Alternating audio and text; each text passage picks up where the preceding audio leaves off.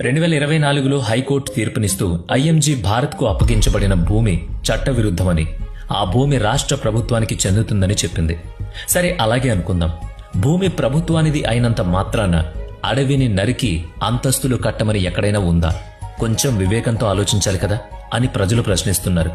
బహుశా ఇప్పటి వరకు మనకు ఆధారాలు లభించడానికి సమయం పడుతుంది కావచ్చు. కానీ మన భారతదేశంలో రాజకీయ అవినీతి గురించి రాజకీయ నేతలే మాట్లాడుతుంటారు కదా. ఇప్పుడు ఈ 400 ఎకరాల అడవిని నరికివేసి కొత్తగా ఐటీ పార్క్ పేరిట కాంక్రీట్ భవనాల్ని కడతారా అన్న ప్రజల ప్రశ్నకు జవాబు కావాలి. మన నేతలు మాట్లాడితే చాలు భారత్ను విదేశాల్లా మెరిపిస్తామని చెప్తూ ఉంటారు.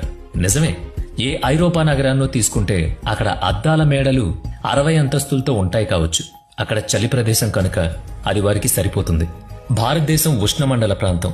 ఇక్కడ అద్దాల ఆకాశ హార్మ్యాలు కట్టి ఇప్పటికే మరింత ఉష్ణోగ్రతల్ని పెంచేసుకుంటున్నాం. మనం భౌగోళికంగా మనకు సరిపడని విరుద్ధ నిర్మాణాల్ని చేస్తున్నామనే వివేకాన్ని వదిలిపెట్టి ఉన్న పచ్చని చెట్లను నరికి సహజ సిద్ధ సమశీతల వాతావరణాన్ని అందించే పర్యావరణాన్ని ధ్వంసం చేసుకుంటున్నాం. అంటే ప్రజలు చేస్తున్నారా అని కాదు, ప్రజలు ఎన్నుకున్న ప్రజా ప్రభుత్వ అభివృద్ధి పేరిట పర్యావరణాన్ని పాడు చేస్తున్నాయని చెప్పడం మన ఉద్దేశం. అభివృద్ధి జరిగేటప్పుడు కొంత నష్టం జరుగుతుందన్నది నిజం. కానీ ఉద్దేశపూర్వక విధ్వంసం జరుగుతుంటే కనిపించకుండా కళ్ళు మూసుకోకూడదు. పోనీ మనకు నచ్చిన ఆ విదేశీ నగరాన్ని చూడండి. ఎక్కడికక్కడ పార్కులు, జలాశయాలు, చిన్నవో పెద్దవో వనాలు, శుభ్రమైన రహదారులు, దారి పక్కన చెత్త కుండీలు, నియమిత ఎత్తుకు మించని భవనాలు, క్రమశిక్షణ కలిగే నగర వాతావరణం కూడా కనిపిస్తుంటాయి కదా.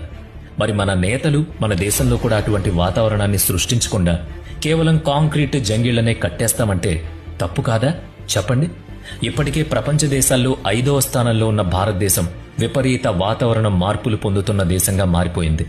వేసవిలో వడగాలులు, ఋతుపవనాల్లో వరదలు, శీతాకాలంలో వణికించే చలి, ఇవన్నీ భారతీయుల ఆరోగ్యాన్ని, ఉపఖండ వాతావరణాన్ని, వైవిధ్యభరిత సంస్కృతిని క్రమంగా నాశనం చేస్తున్న సంగతిని మనం ఎవ్వరమూ గమనించడం లేదా అంటే ప్రజలకు సాంకేతిక వైజ్ఞానిక విషయాలు అన్నీ అందరికీ తెలియకపోవచ్చు. నేతలకు తెలుసు కదా.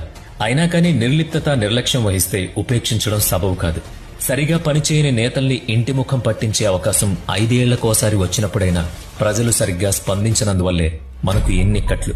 పోనీ హైదరాబాద్ నగరాభివృద్ధి కోసమే కొత్తగా ఒక ఐటీ పార్క్ నిర్మించాల్సిన అవసరం ఏర్పడితే అందుకు 400 ఎకరాల పర్యావరణ వైవిధ్యాన్ని కలిగిన అడవిని నరికి అక్కడే నిర్మించాలనే పంతం దేనికి? నగరంలో మరో చోట అందుకు స్థలమే లేకపోయిందా అన్నది కూడా నిజాయితీతో కూడిన ప్రశ్నే.